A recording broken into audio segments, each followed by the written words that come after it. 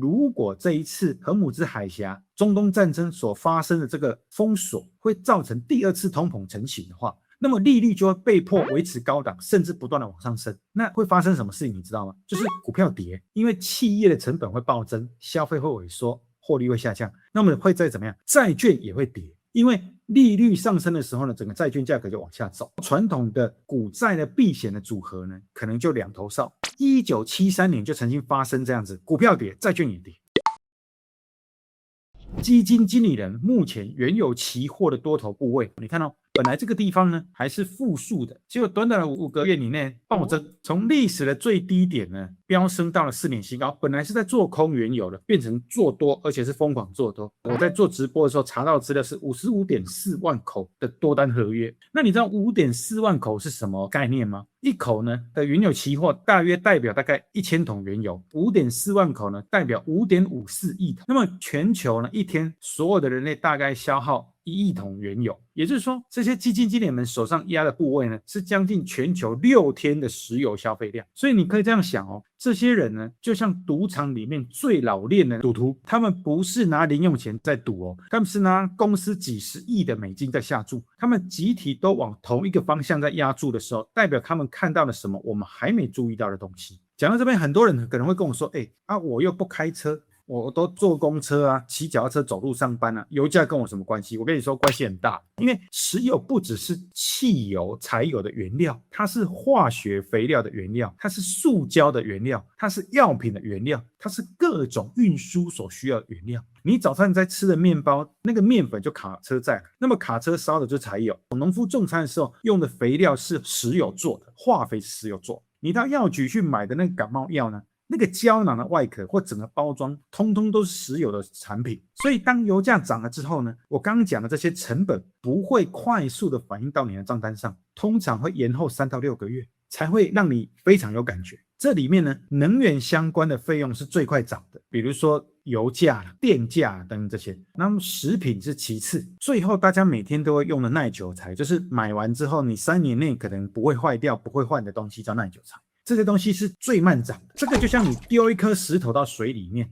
第一层的那个波纹啊最明显，那最外圈的波纹呢会更久、更远才会看到。接下来跟大家分享一个很重要的观念，大家可以记住这一章。油价上涨的时候，尤其是长时间上涨的时候，第一个打击不是你跟我这种消费者的需求，第一个打击是谁？是企业的利润。怎么说呢？你想象有一家牛肉面店的老板啊，牛肉从1斤200块涨到1斤300块，但是老板可不可以立刻涨价？不行，老板还是会忍一下，因为老板立刻涨价，他怕会掉生意。老板每卖一碗，他就少赚一点钱，那么他的利润呢，就悄悄被吃掉了。整个费用的压力的传导是有先后顺序，第一个是服务业会先中招，因为他们人力成本高，他依赖交通的运输比较多。那么接下来是供应链比较长、比较重的这些消费品牌，比如说做衣服的啦，或电子产品。那么比较轻资产的公司呢，或者是把工厂已经搬回家里面，都搬到自己的这个附近的这些企业，它会相对安全。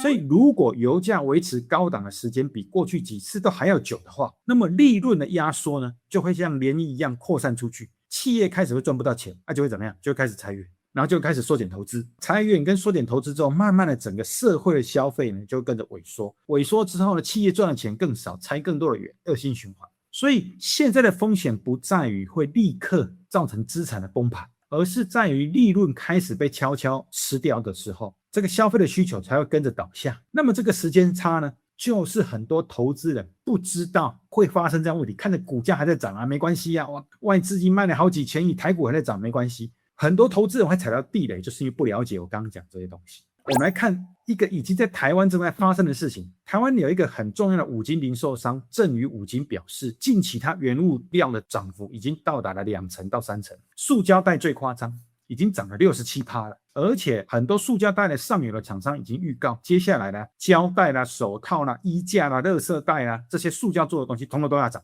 你知道 67% 是什么概念啊？就是你上个月买一包塑胶袋是30块，现在变成50块，看起来是小钱，但是如果你今天是小吃店的老板，你一天要用到几百个袋子呢，1个多月下来就是多好几千块的成本。那么这个呢，就是油价传导的路径，它不是一步就到位，不会立刻就让你感觉得到，但是它会像骨牌一样，一个一个推一个。所以首先是石化的原料涨，然后塑胶的制品就涨，然后包装的材料再涨，再来食品会跟着涨，最后你在超市在买东西的时候，你就会发现同样的东西怎么越来越贵，现在买东西怎么比半年前还贵很多。那么台湾的公平会已经出来警告大家不要囤积，但是大家都知道一件事情，当政府开始喊不要恐慌的时候，通常就是你跟我要特别要注意的时候。讲了这么多的坏消息呢，来讲一个稍微让大家安心一点的历史数据啊。回顾过去，只要发生类似这种事件，石油所产生的冲击，在大多数的时候，油价都会在战争或者事件发生后的3个月，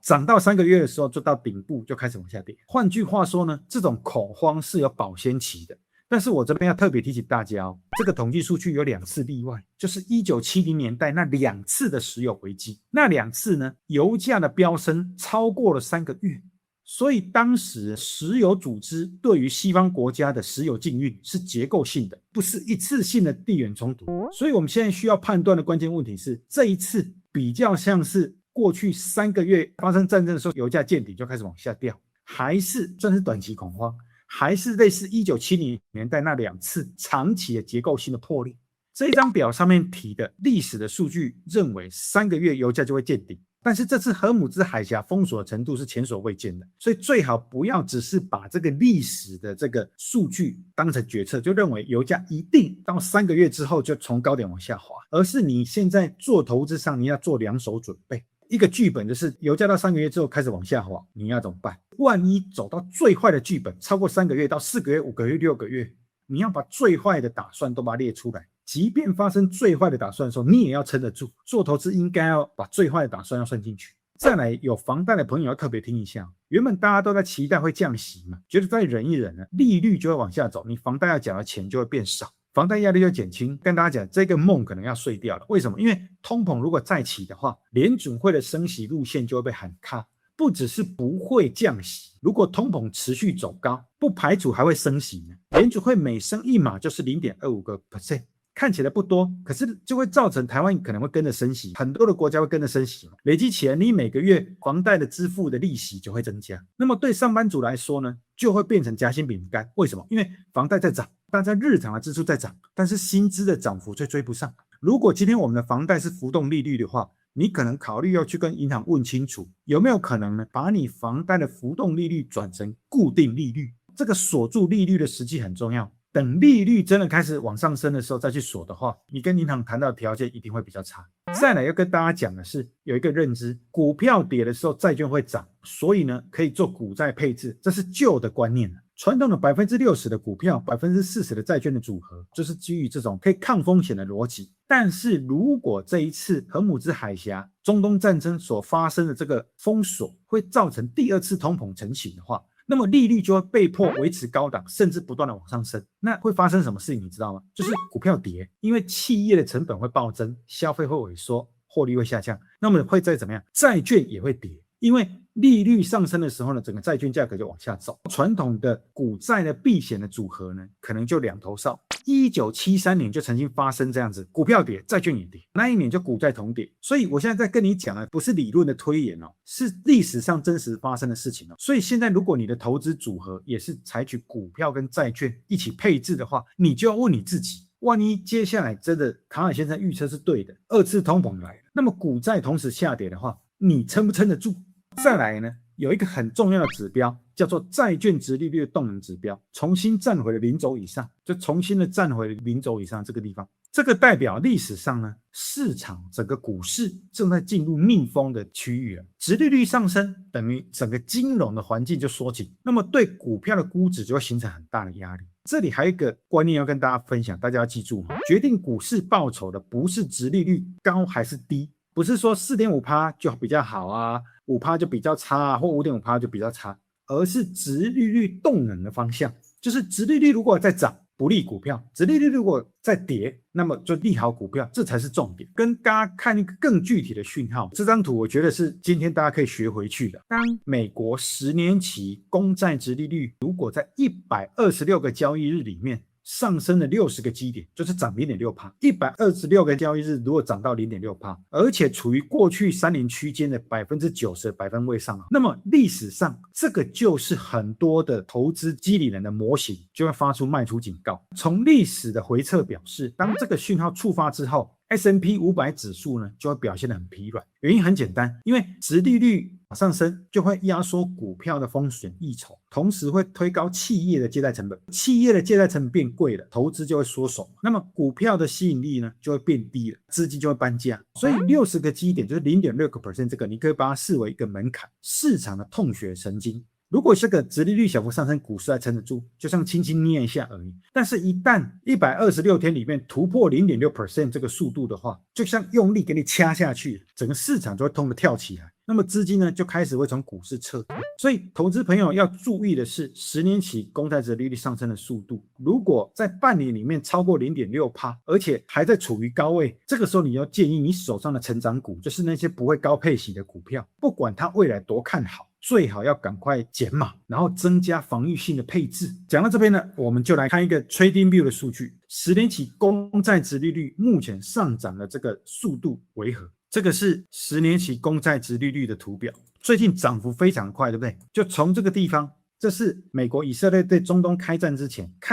是 3.945%。在我直播的时候呢，最高已经来到了 4.465， 捡起来你知道吗？已经 0.52 了呢，根本不用126天，才1个月多一点，已经 0.52% 了。如果接下来再往上涨到 0.6% 的话，基本上就会触发我刚刚讲的很多的演算法，就会开始触发股票卖出的讯号。真的要注意啊！帮大家整理3个，你现在就应该放到你的备忘录，定期回来看。怎么观察接下来我刚刚说的这个局势的变化？这是干货。第一个，你要去上网去查杜拜原油的现货价，不是看什么西德州啦，或者是布兰特原油，是要看杜拜原油的现货价。为什么呢？因为呢，杜拜原油离荷姆兹海峡发生战事的地方最近，它的价格反应最快、最敏感。第二个呢，荷姆兹海峡要看3个，就是 AIS 的追踪，到底有没有船可以通过。第二个，可以上网去查。你就随便查一个这个货运轮保险的保费的状况，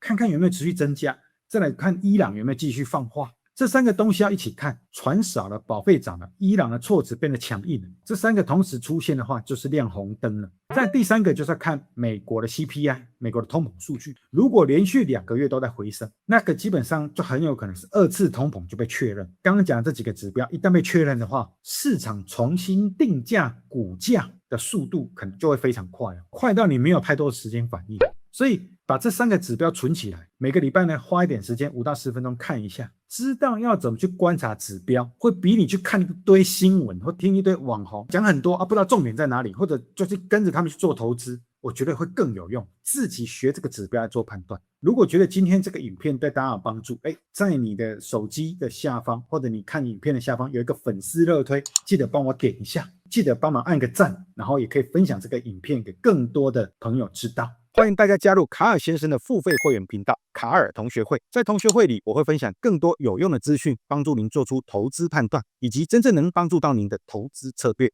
在这动荡的周期里，看懂风险才能守住财富。我是卡尔先生，我们下期见。